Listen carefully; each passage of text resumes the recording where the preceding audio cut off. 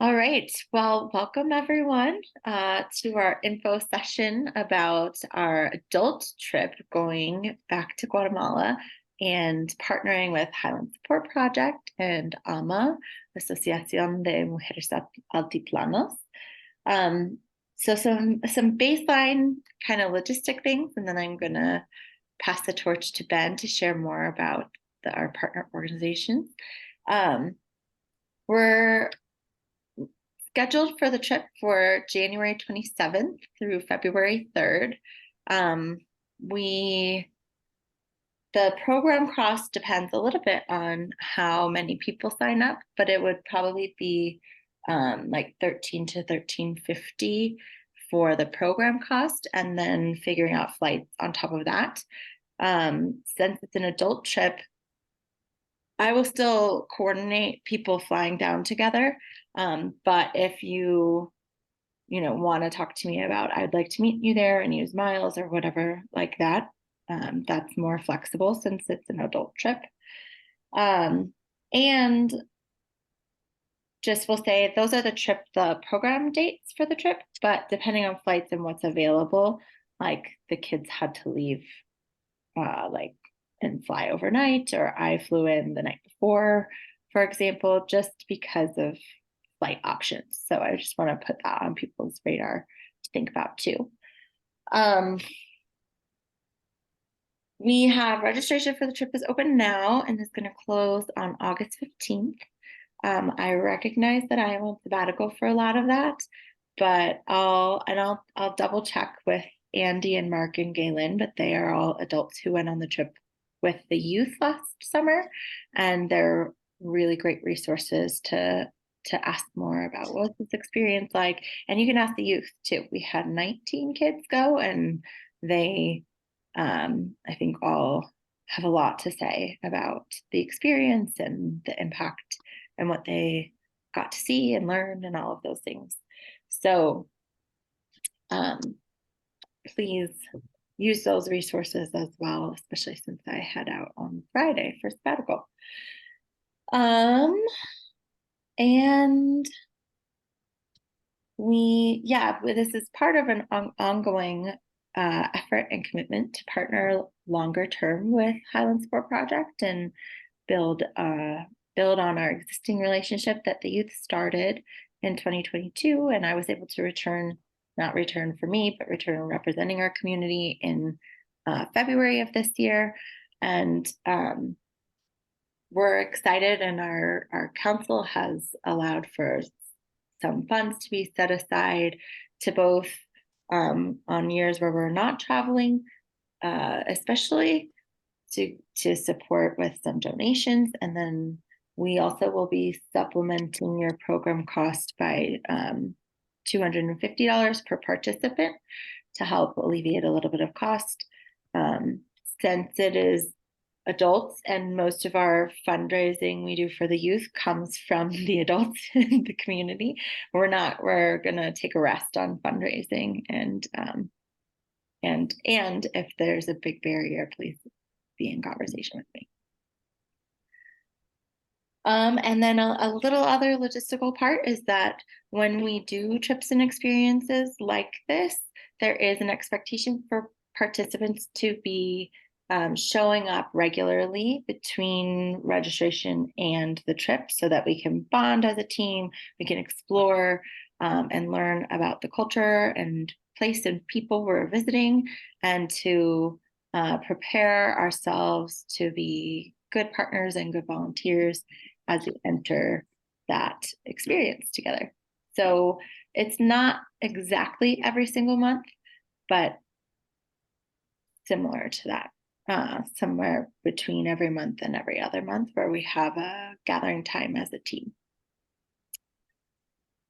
Any questions on that kind of baseline info?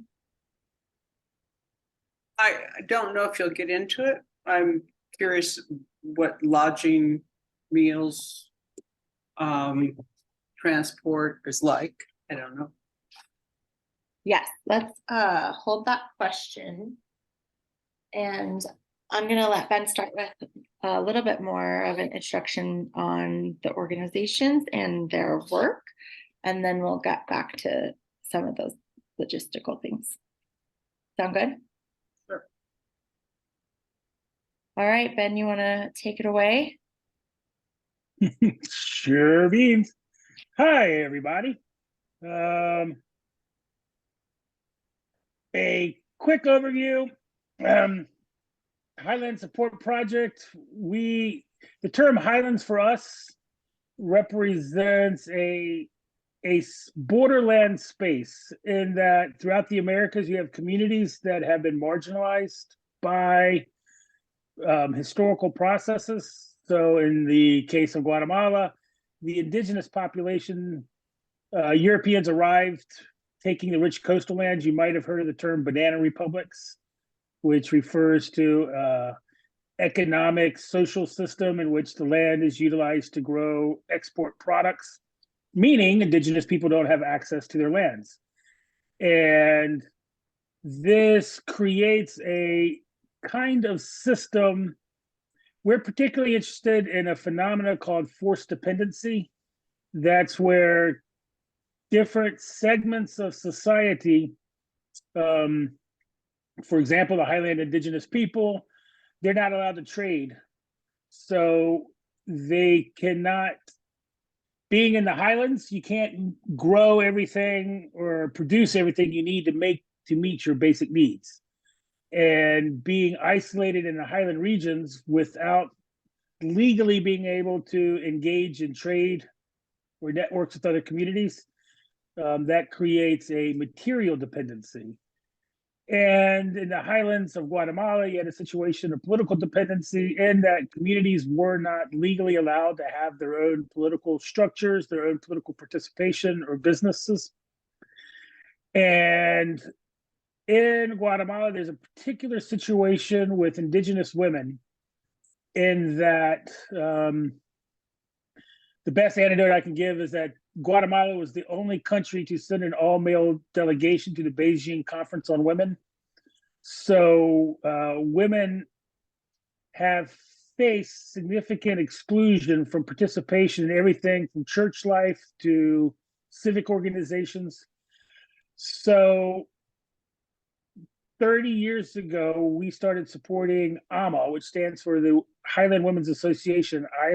AMA is also the verb to love in Spanish.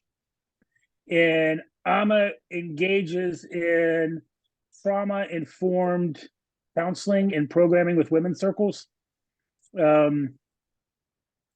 Unfortunately, one of the tactics used by the Guatemalan state to control the indigenous population has been the use of terror as a tool to control the population, much like the KKK in the South. Even though African Americans had the right to vote in the United States, the KKK would terrorize the population to keep them from exercising their rights. So in Guatemala, one of the tactics continued to be used, and the community that we are engaging with currently is a community that is experiencing this type of the application of terror in order to move and control the population. So frequently engaging in programming for trauma, it's not necessarily the easiest thing to like communicate and explain. But primarily what we engage in doing is supporting community-based actors. These are women from the communities who have training in organizing and leading groups, and they form circles of around 16 women for small group dynamics and implement an ongoing program of addressing trauma as well as empowerment. And of course, empowerment is divided between psychological empowerment, confidence, this magic word called locus of control, that women see themselves as capable agents of change, as well as identifying their community and their network. And then there's capacity building skills.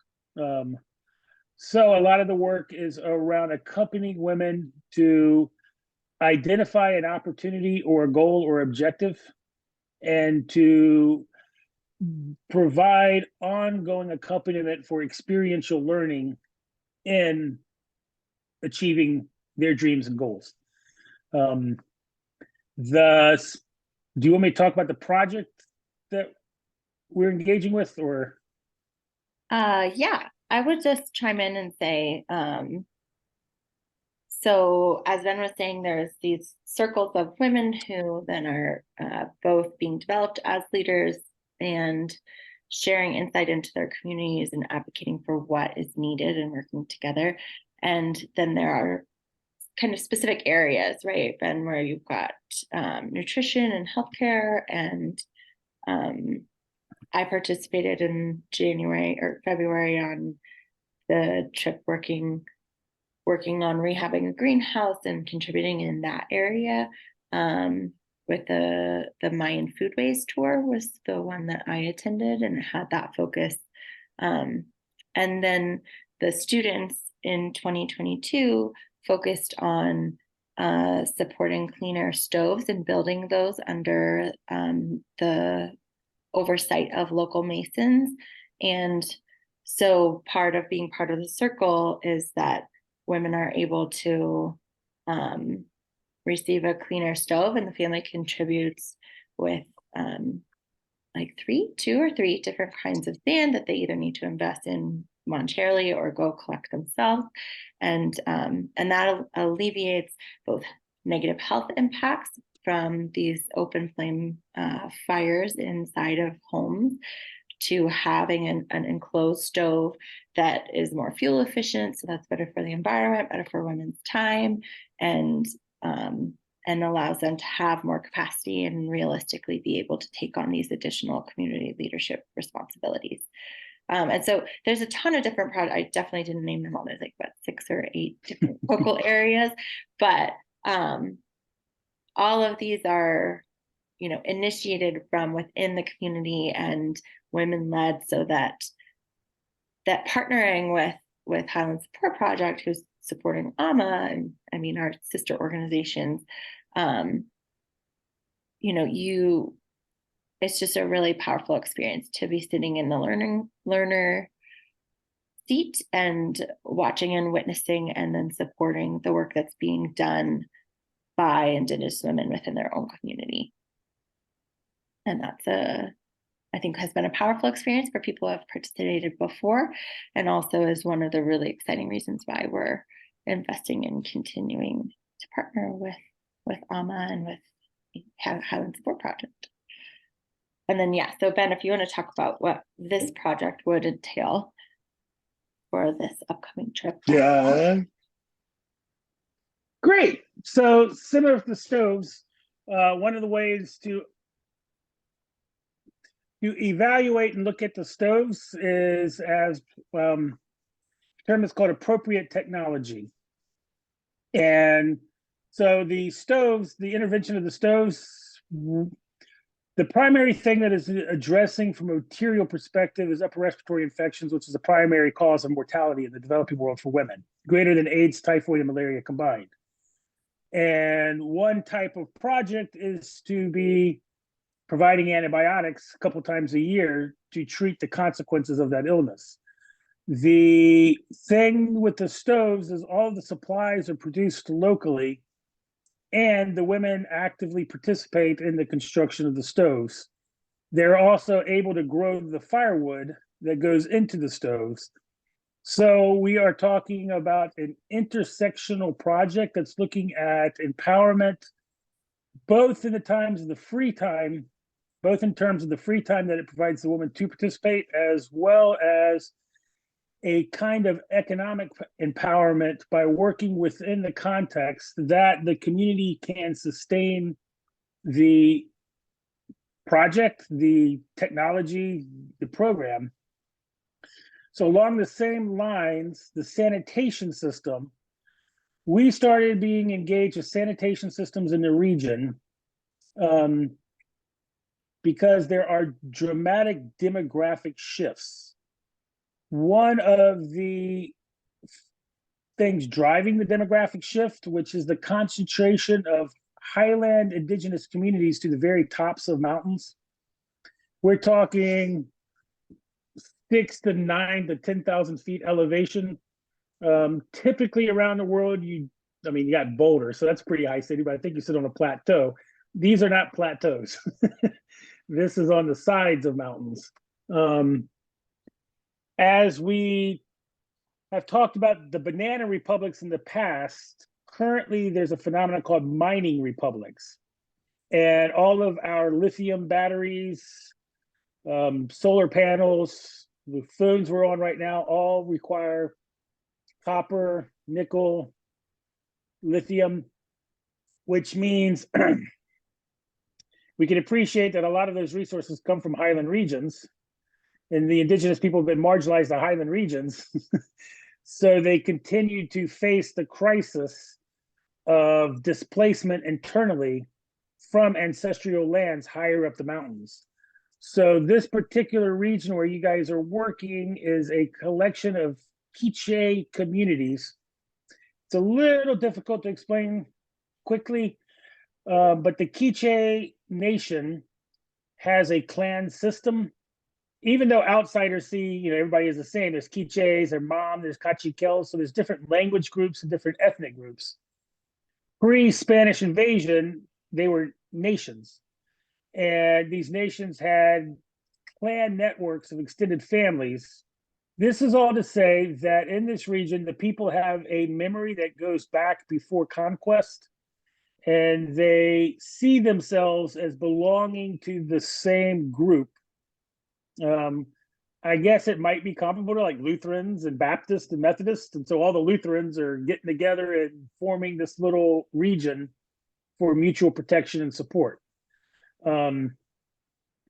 Now, a significant change in the living patterns is with this concentration of the population. They're basically being concentrated into living conditions that's like a city grid.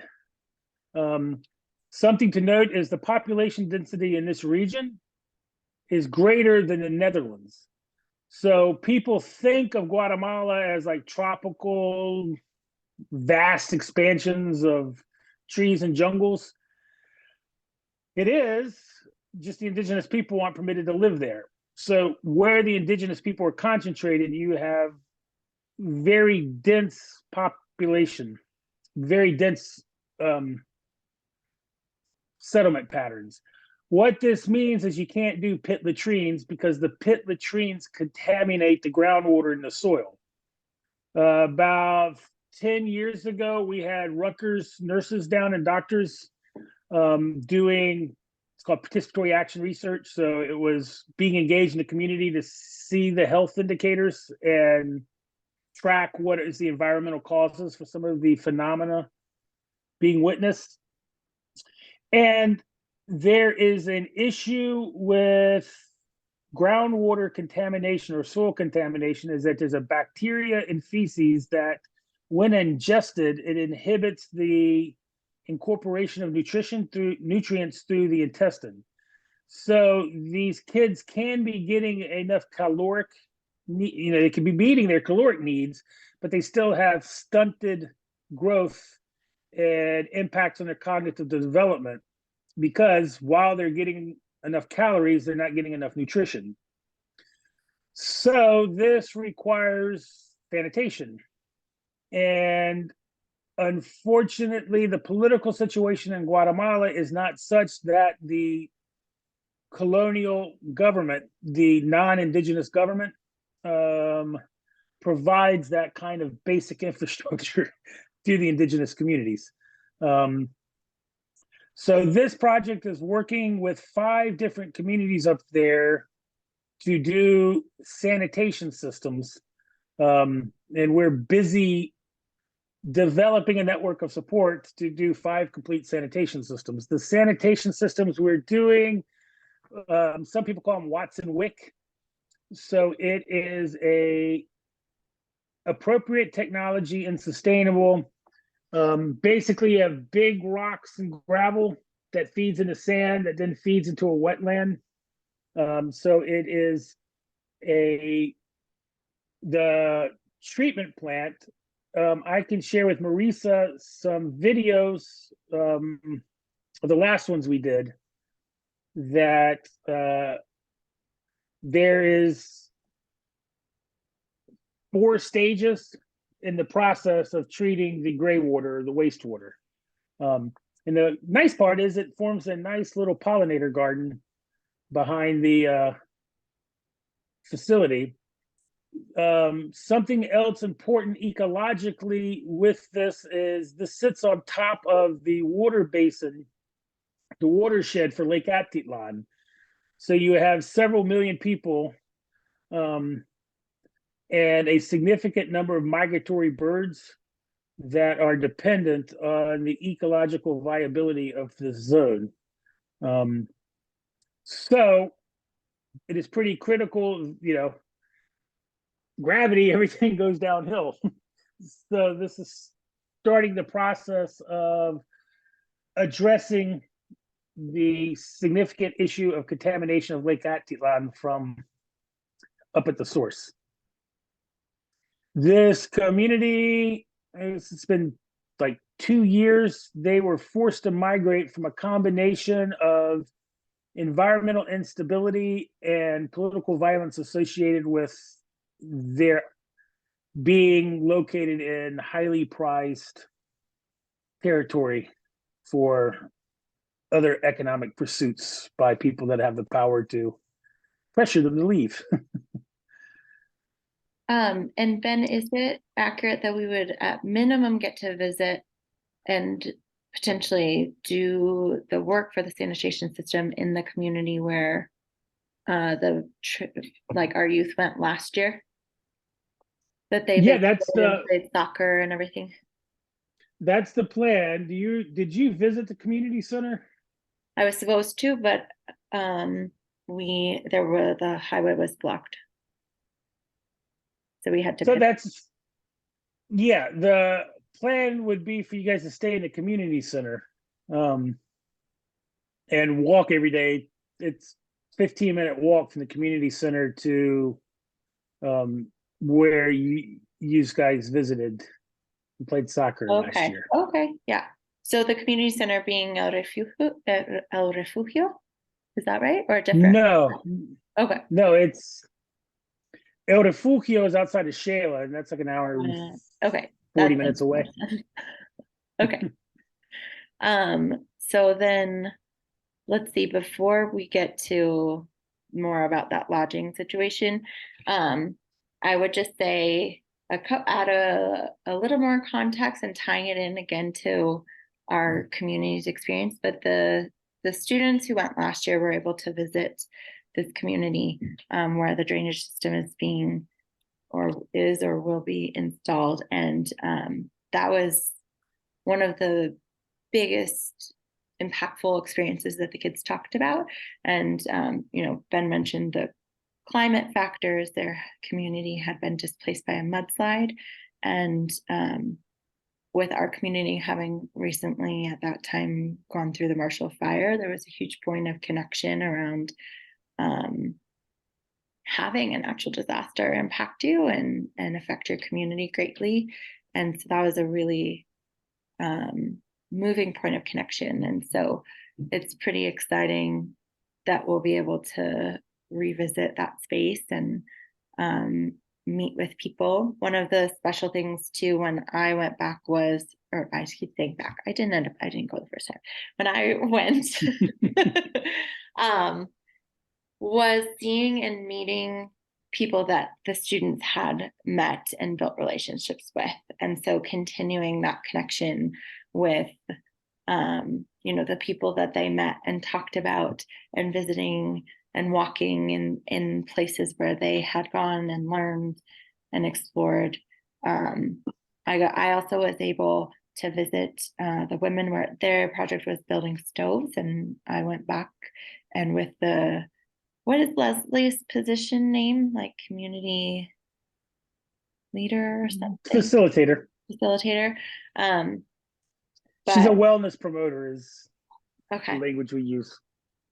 So she was checking in, and the team I went with got to check in and see and hear from the women who had stoves built 8 months prior, and like see and hear the impact that was made, and and see like the kids that the kids talked about, and meet the masons the kids worked with as they oversaw the project that I was working on, and meet the drivers that work and have worked for over a decade, right? At least been with Highland Support Project, and those are such long lasting relationships that people have with HSP.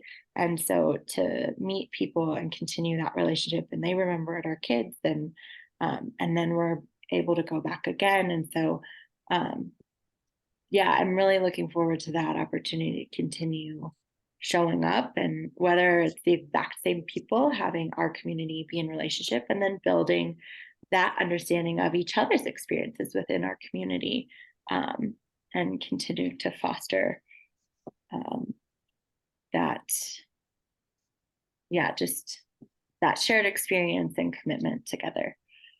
Also on the pollution of Lake Atitlan, that was the pointed out heavily when we got to visit on my trip, and the students visited on their trip, and we were being told how much pollution funnels into that lake because of that watershed that Ben was talking about. And so, there was like a joke, like, don't get splashed.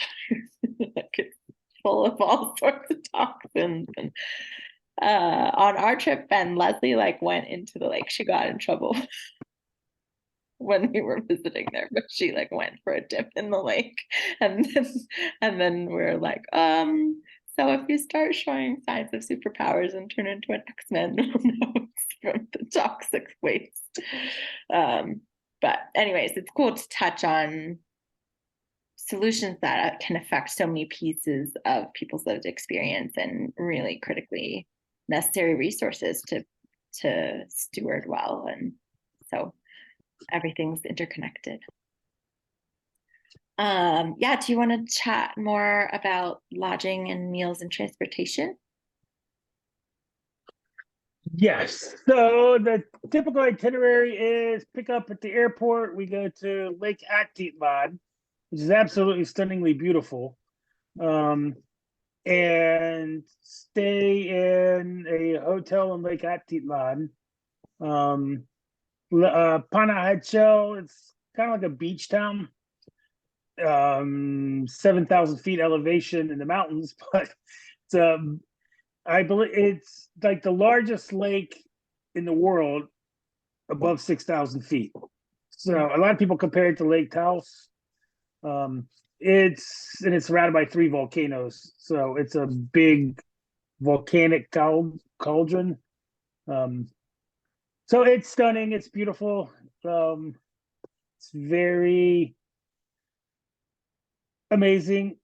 And then we take a ride across the lake on a boat to visit a coffee co-op. It's an indigenous coffee co-op, and they're both learning about organic farming. They're a certified organic coffee co-op. So we like to engage there's different learning opportunities there with permaculture and sustainable living practices. Also, lots of people are fascinated to see where their coffee comes from, and many don't know that it grows on trees or bushes, and they're berries. So they have the full coffee processing there. They're also learning about the history of, it's called liberal economics, not liberal like we think of as liberal, like being nice and open-minded, but liberal in the terms of export-oriented, where the whole country is organized to grow a product and sell it on the international market. So to learn about the lived experience of indigenous peoples and their relationship to coffee. Then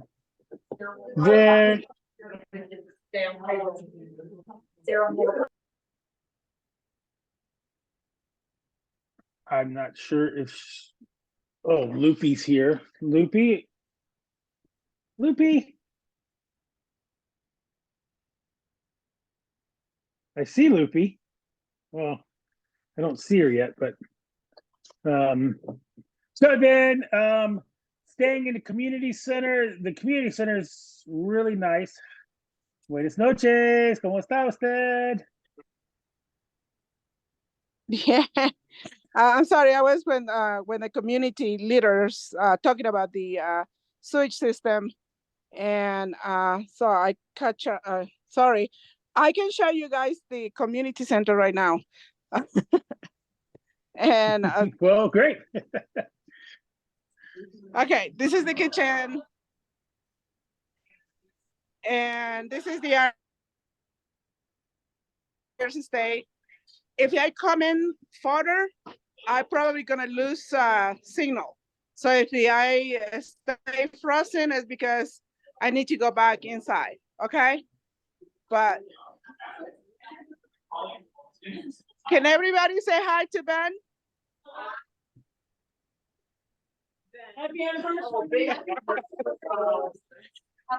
We're having a meeting to know another team, but yeah.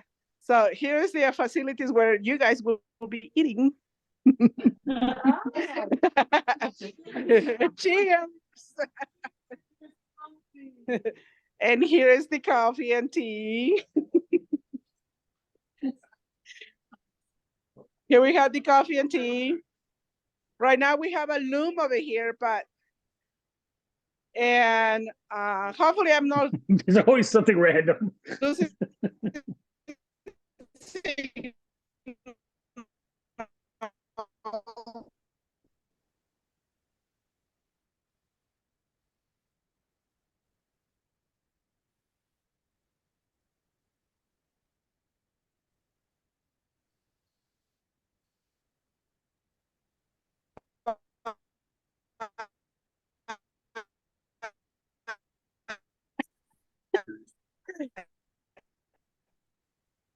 We can't hear you, Loopy.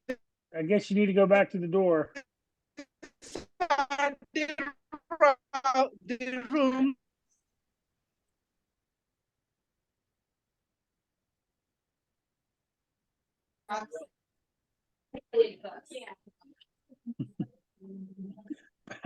Back I'm to cell back. phone reception. Yeah, back to cell phone reception. I'm gonna look for my stone because I had to find a stone to climb and get the reception. I'm here. All right. Thanks.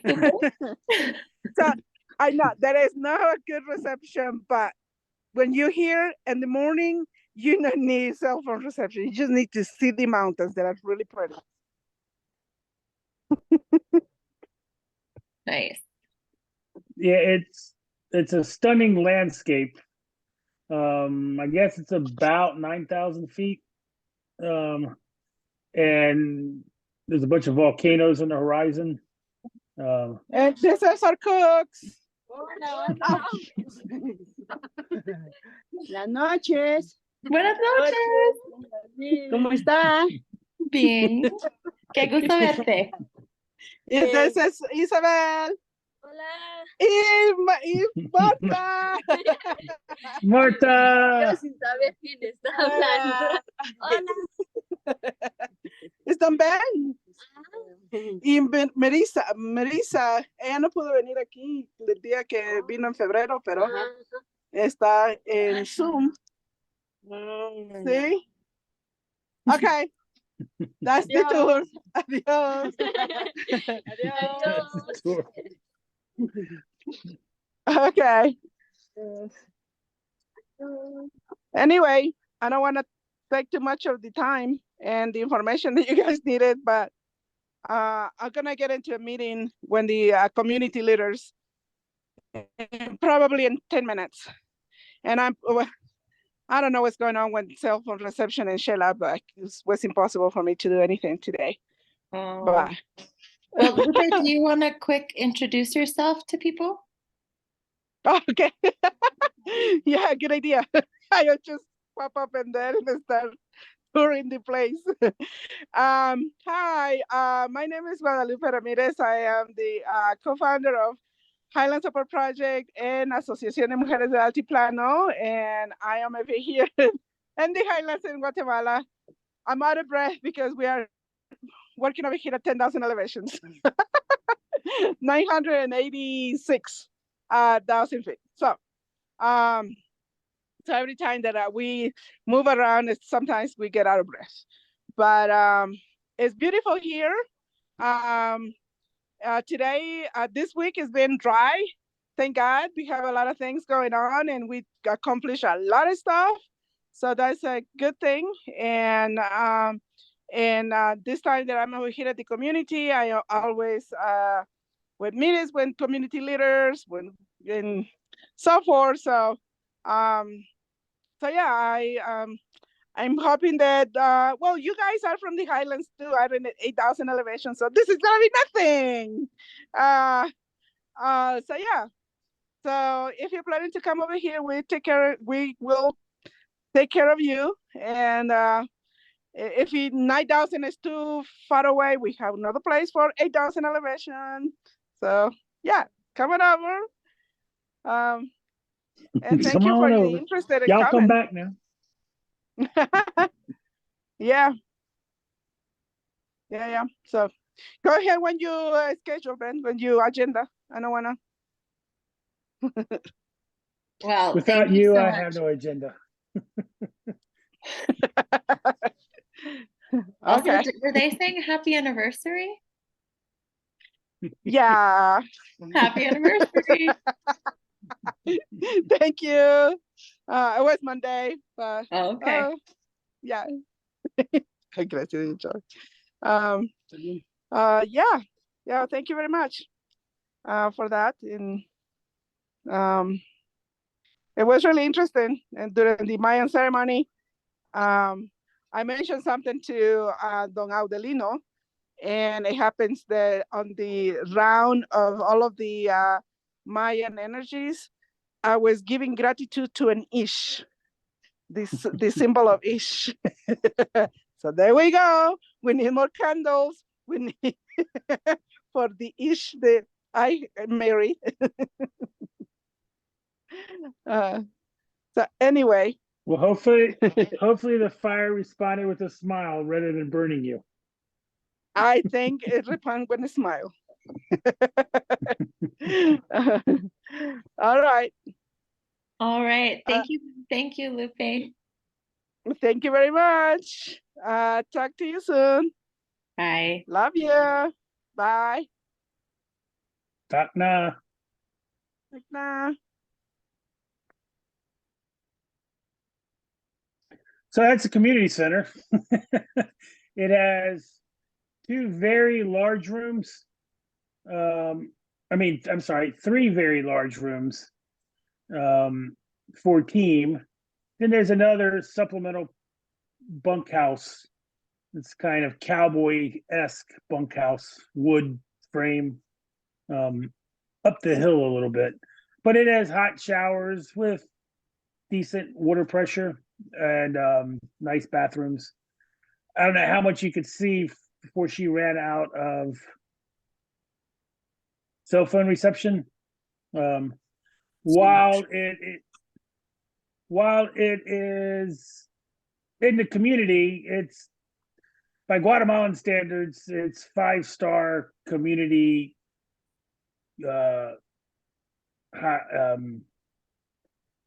housing. So in the bedrooms, it's like dorm style, or how many people in each of those big rooms typically? Well, it can fit 15 a room. Okay. Is it on So What? what do people sleep on the floor? no, there's both there's bunk beds, there's twin beds, and there are a couple of larger beds. I don't know how to classify them. They're not quite twin, they're not quite queen, whatever's between a twin and a queen. A tween. Double or a full or something like that. Yeah. Okay. Now, if that community center is there to serve those communities, and it's not very feasible to stay in a refugio where you stayed, or I think, yeah, the team stayed in Seems refugio. good, yeah. Or you guys stayed in Ama. Mhm. The team stayed in refugio, but both of those there's other things to do in that region if you wanted to stay. Like, I mean, a refugio is like apartments. I mean, it's nice. Yeah, but So that would be too I will, far to do that work. I am honestly and sincerely saying every adult team that has stayed in the community center never want to go back to staying somewhere else. One, the culture is amazing. You really feel the grace. The silence, the beauty, and while it is more like eighth grade camping, not camping, but like eighth grade retreat sort of vibe. I think it is a truly incredible experience because we have that facility there. A church from Northern Virginia built that facility. It's like $150,000, which in Guatemala, I don't know how much it would be in the United States, might be like a $500,000 facility. But a Northern Virginia church full of defense contractors built that community center. And so it provides a really nice level of creature comforts that are appropriate for the context which one is in. And it's about impossible to have that kind of transformational cultural experience being in a community where very few people speak Spanish, and you still have traditional foodways, weaving, community cohesion. Mhm. So I can't tell. I'm highly suggesting you stay in the community. And as you can see, that team that was there, that Loopy's with, they're from Tennessee. Most of them are over the age of 60. And they've been going, I guess this is 10, 15 years. And they would scalp us if we did not put them in the community center. So our biggest thing during the summer, it looks like we're really busy, but it's only really 5 weeks of the year that this happens, which is, these 5 weeks of end of June, July, first week of August is when everybody in the country wants to go on trips typically. We're gonna So come our at a different biggest, time. yeah. Yeah. So we have to, all the teams that serve with us, their first question is, when is the community center available? So Yeah. And then now from there we leave the community center. If the team wishes, we can go to Ixinche, which is a pre-Columbian city site. Kind of like miniature Tikal. More people familiar with that city site in Guatemala. Temples, palaces, stuff like that. And then we go to Antigua. Where did you guys stay? I don't remember where we stayed in Antigua in February. I don't know what it was called. It was, it was walkable to everything in Antigua that we ventured They on. have a whole bunch of old antiques. It was like a 2-layer, I think 2, maybe 3-story place, a small hotel. With Do you doors remember to going the up on? outside. Do you remember going up on the top on the roof and looking at the volcano flow? I did see the volcano, less from the roof and more from like a balcony outside our rooms. I can't remember where we stayed. I It all remember runs there. together. But Antigua, it is a colonial city where the municipal government prohibits any kind of like towers or modern architecture, or whatever.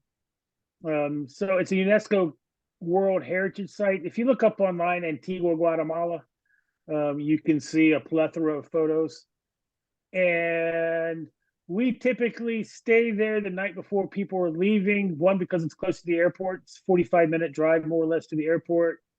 And it's a great place to decompress and re-enter North American culture, pace.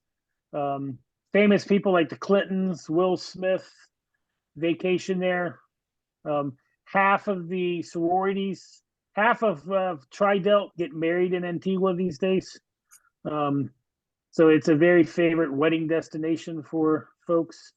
So what would we be doing in Antigua? You can get a massage. It's Well, sort of go shopping.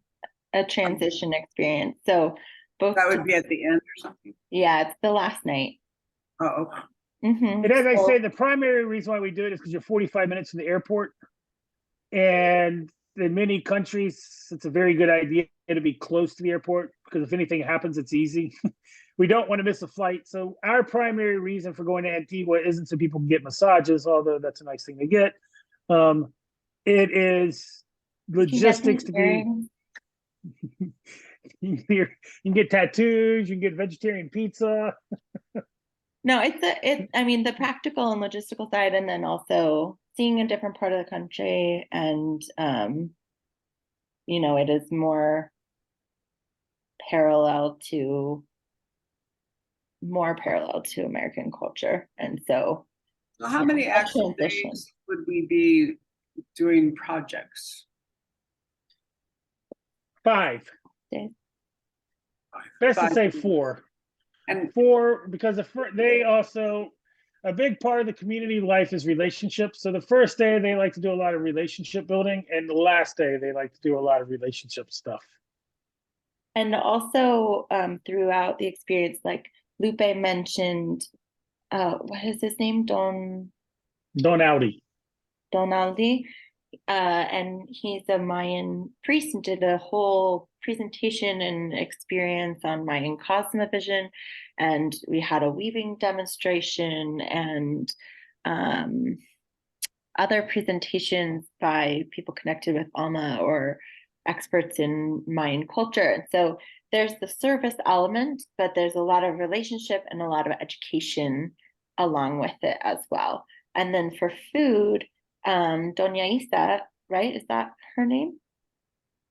Well, Isabel, she's one of the cooks, yes. Yeah, so we saw her momentarily with 2 other women on the screen with Lupe, and she's one of the cooks, and so made food throughout the time on my trip, and I think on the kids' trip too, but she just sent along the lunches, right? They were, or something like, no, I don't remember. Anyway, so the meals are provided, and when we were in transit between Guatemala City and then in Lake Atitlan and Antigua, then we were eating more at restaurants at that time. so Ben, you mentioned some, I don't know how, a terrorist kind of activity. We've been to Guatemala a couple of times, and there were, I mean, I think it was 97 that we went, and there were escorts to our bus for protection. How dangerous is it? Well, we're up in indigenous communities, which is exceptionally safe. We don't do Guatemala City. We also don't do the South Coast or the Petén. So Guatemala is similar to other places in the world. There are places you don't go. There's places you go with protection. The region we're in, one is it's called the Golden Triangle of Tourism. So you have both significant interest from the community as well as the government, because tourism is the primary source of hard currency for the country.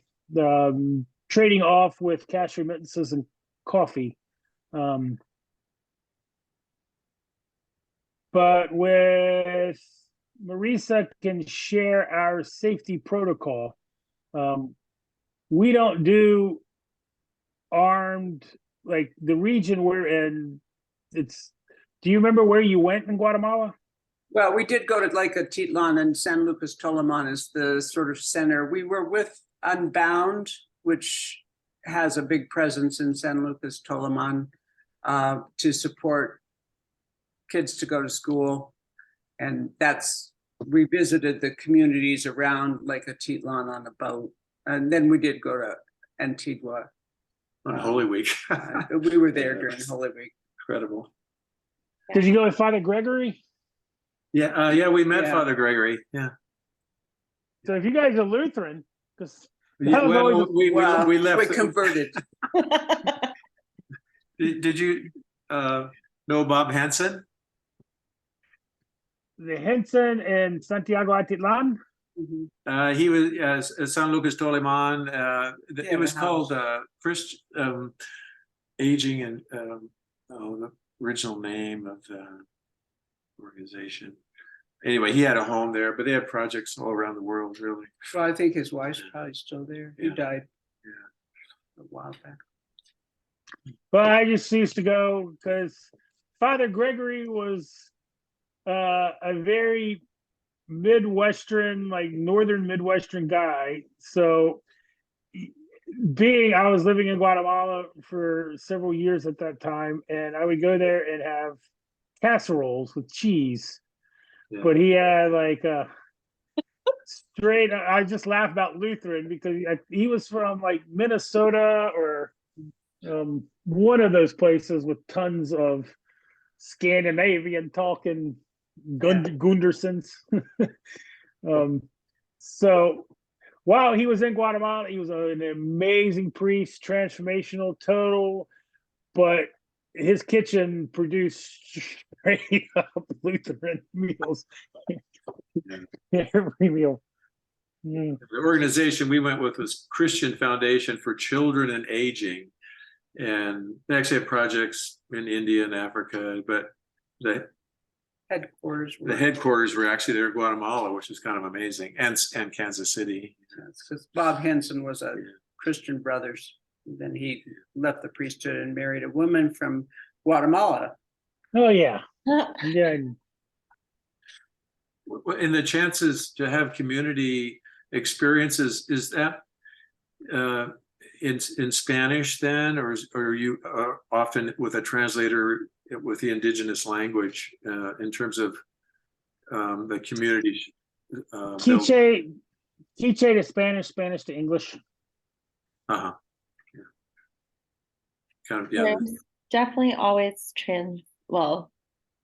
typically always translation. If there's anything that would need to be translated, translation is provided.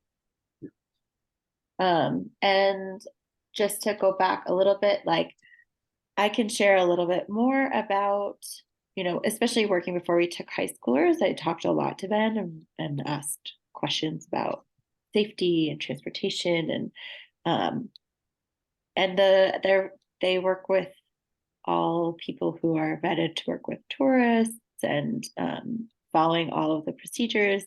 They sent me maps ahead of time of every single route we would take, all of which are heavily trafficked routes, and we're conscious about what time we're traveling and things like that. So at no point did I ever feel in any discomfort. And the kids and their whole crew trekking around 20 people or whatever, 21 people, same thing. And I'm not sure, I think the type of vehicle we would be in would be dependent on the size of our group, right? Because it's just different. Yeah, we either do a coaster, the large group, the school bus, like the kids rode in. And I remember back in '97, that was like a year after the signing of the peace accords. You had the if you haven't been since '97, the biggest thing you will be astonished by is that you have a two-way highway coming from Guatemala City out into the Highlands. Back in 97, one of the things, you spent half your time changing tires on your car because the roads were so bad. And that also lended itself to a kind of banditry that totally doesn't exist anymore.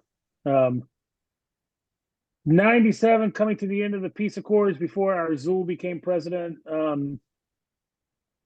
things have radically changed. As far as safety and security for visitors, especially to the Golden Triangle of tourism, it's very different than it was in 97.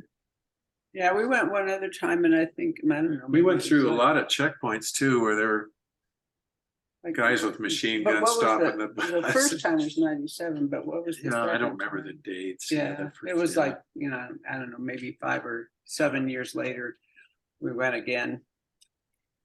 And in fact, I think we have a child in Guatemala that we support to go to school. I have to look up where the project is. It might be in Guatemala City. I'm Yeah. not sure. I do want to be conscious of our time, so I want to give a chance for any last questions that people have before we sign off.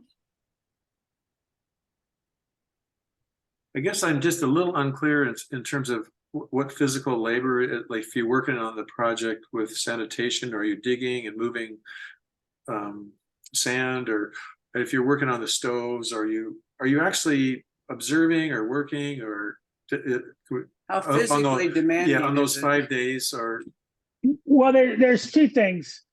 First of all, I think it's very important that everybody appreciate that taking unskilled labor from the United States is a completely pointless thing to do in the terms of making a difference. Yeah. We are most happy when people are not needing to work out some karma by sweating.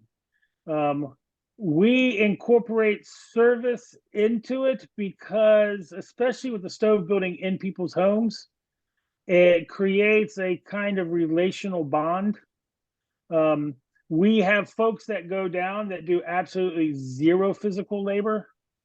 And we have groups that go down that think that doing manual labor is somehow super meaningful. And our effort is to be engaging with those folks to realize that the work of the church is about relationship and healing and grace, and our primary purpose. Now, full transparency, we engaged in this as a program-related income venture to support grassroots organizing and behavioral health programming with rural indigenous communities. And in those communities, creating relationships, transformational relationships between North and South. One of the most powerful things, like Marisa can attest to, was there were several orphans in the community, as well as the women who experienced significant trauma. And that relationship between the team from the north that had the fire and the team from Guatemala that had to relocate for mudslides, that's the work of the church. And every project that people are involved in, one is we pay masons. So there are people there to build the stove and supervise the stove, and the mason builds the stove if the team doesn't complete it or doesn't want to do it. Because we also think it would be pretty dramatically bad to displace local labor by having folks coming in and doing their labor for them. no, The that's very same- helpful. I get what you're saying. Yeah. The same thing in the community, like with the sanitation system. Now there are certain projects like a sanitation system like you're not going to complete it in a week, and everybody doing their part. While I am very clear that the point isn't to go down and perform labor, they will very much appreciate the labor on a project like a sanitation system because it's a big project for everybody. It is funny between us because in sort of in normal gender roles, people look at like me, the guy I'm supposed to build, and Loopy, the woman. I don't know what women are supposed to do. Guadalupe's grandfather was a mason. Loopy can build anything. Loopy walks around with a trowel. All the men in Guatemala listen to her. She's like an innate engineer. I'm a preacher's kid who's somewhat of a philosopher who can't really do anything besides write sermons. So I'm not very useful when it comes to specifically discussing project logistics, scope of work, or what you would be doing that particular week. Stove building, I like because it's basically like you bake a cake and you put icing on a cake, frosting a cake. So if it's stoves, it's frosting a cake with cement. But I would say, to echo what Ben's saying, like the center of it being relationships and the kids came back talking. I can still remember Ty saying like, oh my gosh, like we don't know how to do anything. And these masons like can do all this stuff, for the relationships they had with people in their homes while they were helping them build the stove together was really cool. And then the same thing, like on my trip, I went and I couldn't really use my dominant hand. And there was times when like I was holding plastic tarp in place when handed for a long time because otherwise it would have blown away, but it wasn't what I would call hard labor. Or other people were working with shovels, but I couldn't do that. And I always found something to do. And sometimes I opted out of working or step back and let others step up, because a hugely valuable part of my experience was speaking with the family whose property we were building this greenhouse on. And they had taken in a family who was traveling from Peru, as we well know, up to the US, traveling on foot, and had small kids and were a different religion, and they were Peruvian Israelites was their background. And they were staying and resting there for a few weeks before they continued their journey. And the time and those conversations that I had were really, really meaningful. And all of that to say, like, I would say, and you can correct me if I'm wrong, but Ben, that we will help with the project, and there's space for people of differing abilities and differing needs of how active they can be to still have it be a very worthwhile trip, and to gain so much from the experience and offer things into the space and be met to build those relationships. That I would hope that nobody would opt out because they're like worried if they can be useful enough. Would you agree, Ben? Yes, we would much rather people spend time engaging and doing fundraisers here for projects, putting their labor into raising funds, and then going down to see how those funds are utilized. I'm a big proponent being involved in the nonprofit industrial complex or sector. I think the transparency of folks going to see how resources are being utilized, visiting projects firsthand. I think if there's a lot more transparency and direct involvement in projects, creating these relationships, getting to know the people, and then watching what's happening with the funds. While some would say it seems to be an illogical use of resources for people to go down and visit projects, I have witnessed, it's like when you go to a restaurant, if somebody is ordering food and paying for it who never tastes the food, never sees the food, and they're only going by what the restaurateur tells them about the food, as opposed to the quality of food you're going to get when you're the person consuming that food and deciding whether you're going to come back or not. So I am very committed to facilitating relationships and engagements. And for me, that's the primary purpose of these engagements is those relationships, the transparency, and the excitement. I also realize that there are men who really like to build stuff, so we facilitate that as well. But it's not our purpose of existence. Sounds like the Holy Spirit is active in determining what's going to happen, and that's great. Well, I'm going to, unless there's any last question, I'm gonna wrap us up and then Ben, I'll be in touch. Like I said, I'm going on sabbatical for a month. So after our registration closes and I get back to work the end of August, I'll be in touch after that. So Marissa, were there people that you know are interested, but they didn't come on the Zoom tonight? Yes, I do think so. And so that's why we're recording it, and I'm gonna share that out with people and talk to people too. And we'll be promoting in other ways to bring more awareness. I have a question is if there was anyone that's not part of CTS that wanted to join us, is that allowed, or are we trying to do just CTS folks? I think that's fine. Okay. Yeah. Right. All right. Thank you so much for all Take this care. information. Thank you, Ben, So for your great. time. Happy anniversary. In case you didn't pick We're up good. on it, Ben and Lubair couple. We're going to go to Wales for our anniversary. Yay. Oh. All right. Good night, everyone. Take care.